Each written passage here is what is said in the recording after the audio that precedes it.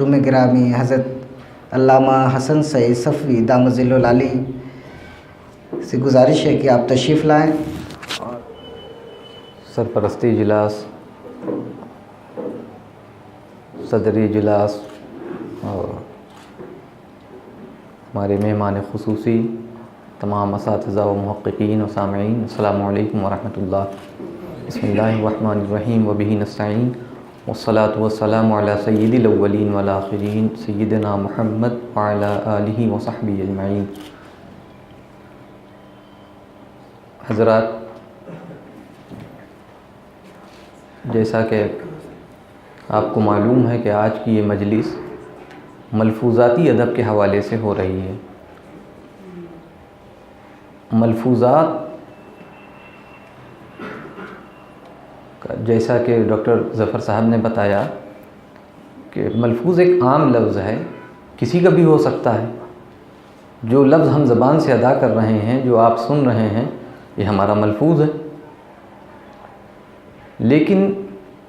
اس کی ایک معنوی جہت متعین ہو گئی ہے کہ اب جب بھی ملفوظ لفظ بولا جائے گا تو اس سے مراد صوفیہ صافیہ کا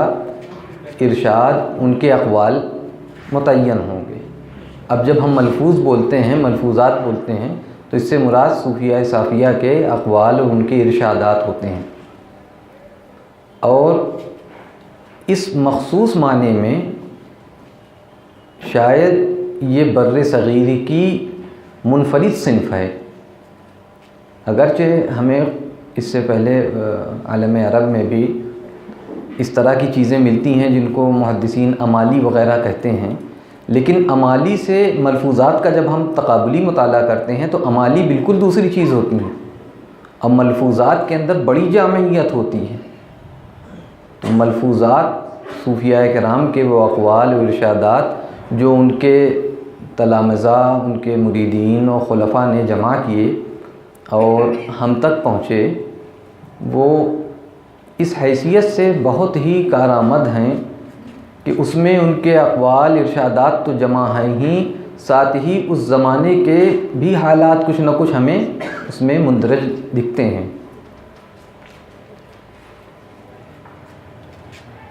ان کی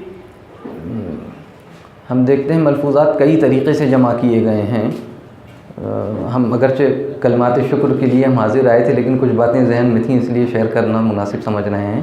کہ ہمارے ملفوظات جو ہے، ملفوظاتی ادب میں ہم کئی طرح کے ملفوظات دیکھتے ہیں۔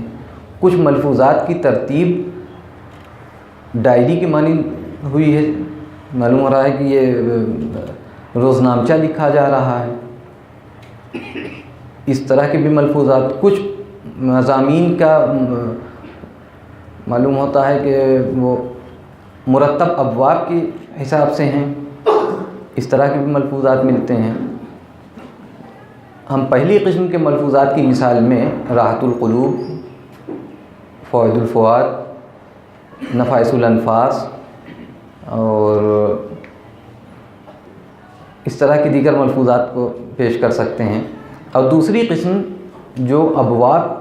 اور عناوین کے تحت ضبط کیے گئے ہیں، ان کی مثال میں ہم خزانہ جلالیہ، مخدوم جہانگیر جہاں کے ملفوظات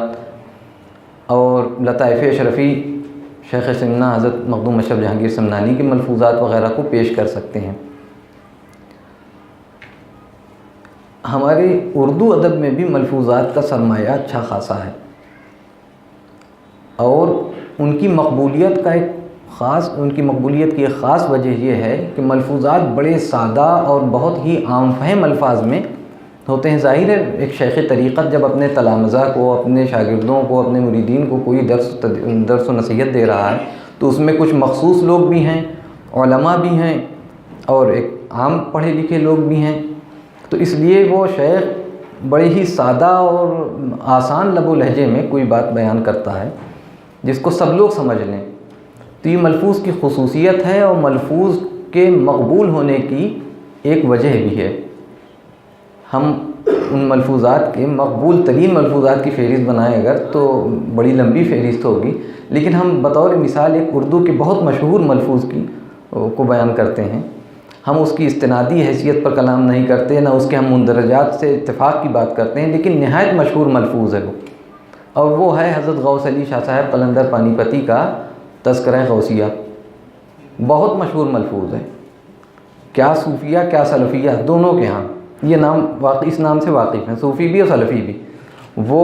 یہ صوفیہ جو ہیں اس سے استفادہ بھی کرتے ہیں، اور اس میں جو باتیں قابل رد ہیں اس کو رد بھی کرتے ہیں، لیکن حضرات سلفیہ تو مکمل رد کرتے ہیں لیکن پڑھتے ضرور ہیں۔ ہم نے بڑے بڑے اکابر سلفی حضرات کے ہاں دیکھا ہے وہ اس کا حوالہ دیتے ہیں، تو پڑھتے ضرور ہیں۔ پڑھنے کی وجہ خاص یہ ہے کہ اس میں سادگی جو ہے، جو اس کا ایک فلو ہے، جو ایک اس انداز بیان ہے، وہ بڑا دل نشین ہے اور بڑا جاذب نظر ہے۔ تو اس ملفوظات کی اس صنف پر ہم بالخصوص اپنے طلباء سے یہ بات کہیں گے کہ ملفوظاتی ادب جو صوفیہ کا ہے، جو ابھی حضرت مولانا ضیاء الرحمن علیمی صاحب کا جو مضمون ہے، اس سے آپ استفادہ کریں گے کہ ہم کس طرح سے استفادہ کریں گے اس ملفوظ سے، صوفیہ کی کسی بھی ارشاد سے ہم کس طرح استفادہ کریں گے، اس حوالے سے ہم کو جاننا چاہیے۔ اور وہ حضرت مولانا ضیاء الرحمن صاحب علیمی، حضرت پیر و مرشد گرامی نے بھی ان کو حکم دیا ہے، اور پروفیسر صاحب نے بھی انہیں مشورہ دیا ہے کہ وہ مزید اس میں تنقیح اور مثالوں سے مزین کر کے وہ مضمون لے کر آئیں گے انشاءاللہ تعالیٰ۔ تو ہم استفادہ کریں گے کہ کس طرح ہمیں ملفوظات صوفیہ سے استفادہ کرنا ہوگا اور ہمیں کیسے ان کو پڑھنا ہوگا۔